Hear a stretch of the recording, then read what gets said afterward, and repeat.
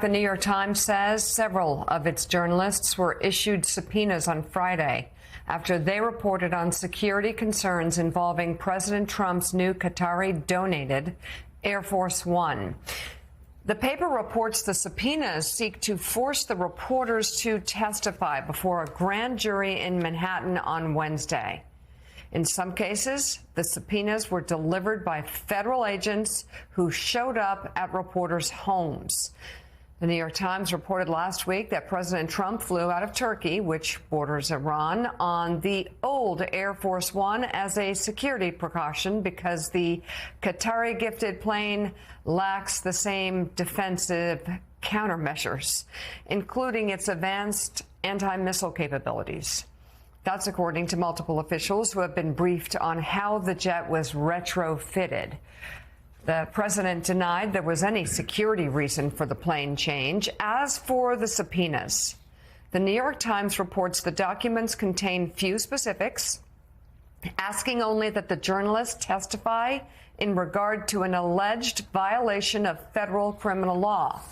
The paper says the subpoenas were issued by Jay Clayton, the U.S. attorney in Manhattan, who was recently nominated by President Trump to serve as Director of National Intelligence. John Lemire, talk about what an extraordinary breach this is in the president's attempt to intimidate reporters, having subpoenas show up and agents, federal agents showing up at their house for simply doing their job and reporting on, well, whether a president is actually safe or not as he travels across the globe. This is unprecedented, and it's deeply dangerous. And I'm glad we're spending time on it this morning, despite everything else that's going on. The President of the United States was embarrassed because he accepted a $400 million jet from the Qataris because he was desperate to have a better plane than the old Air Force One.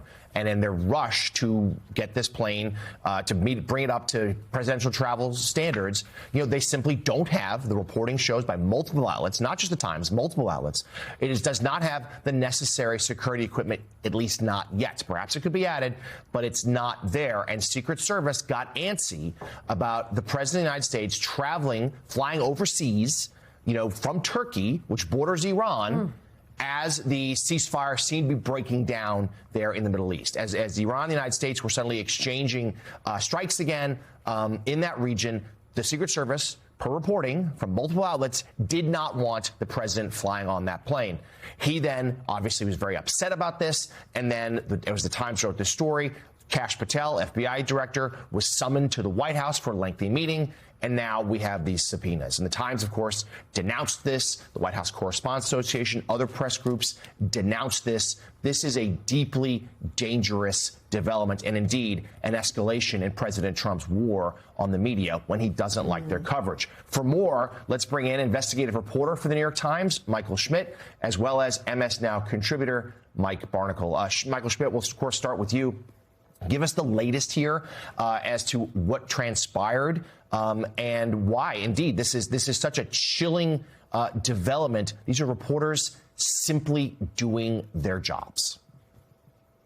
Yeah, as you were saying, the 5 reporters for the Times that were on the story had federal agents try to serve them with these subpoenas on Friday evening at their homes. These were not subpoenas that were sent to the Times or the Times General Counsel.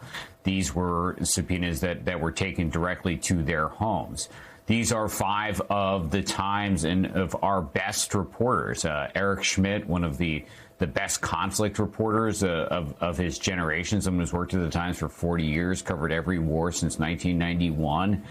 Eric Lipton, who just won a Pulitzer Prize for his coverage of the Trump administration and the blurring line between making money and governing. Tyler Pager, one of our young stars on the White House. Adam Goldman, a national security reporter for us out of London. And Julian Barnes, who has the incredibly difficult job of covering the intelligence community for us. These are 5 people who are at the front of the Times coverage of the administration. And just knowing them, working with them, I can tell you that these are people who saw these subpoenas, obviously took note of it, sent it to our general counsels, and went right back to work.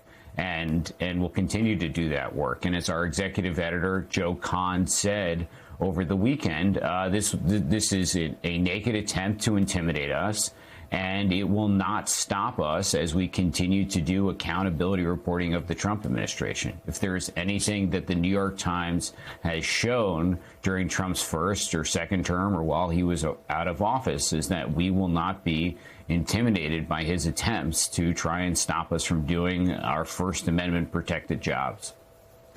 So, Mike, basically the 5 Times reporters were subpoenaed for embarrassing the president in print. That's basically what this is all about.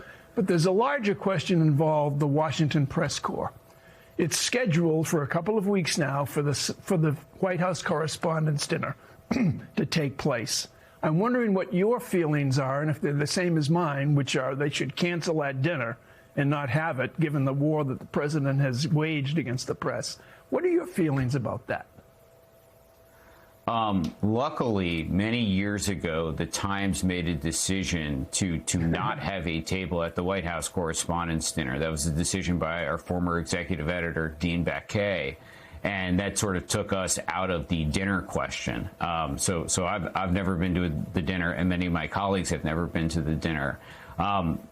Look, I think if there's anything that the Times has to a fault, it's that we're just going to get back to doing the work and to not being distracted by whatever Trump throws at us. The Times has a lawsuit against the Trump administration to gain access to the Pentagon.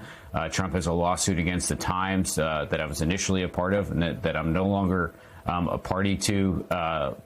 In which he's suing the Times reporters for libel. There's an EEOC case the administration is bringing against the Times. These are obviously highly unusual dynamics between an administration and a newspaper, but if anything, it is clarifying to us about what our mission is and what our job is. Marty Baron, the former editor of the Washington Post, used to say, we're not at war, we're at work. And as corny or as much of a cliche as that sounds, that's how we have to approach it on a day-to-day basis. And I know the 5 reporters, who I hold in as high a regard as possible, who were served with these subpoenas will do nothing but get back to work.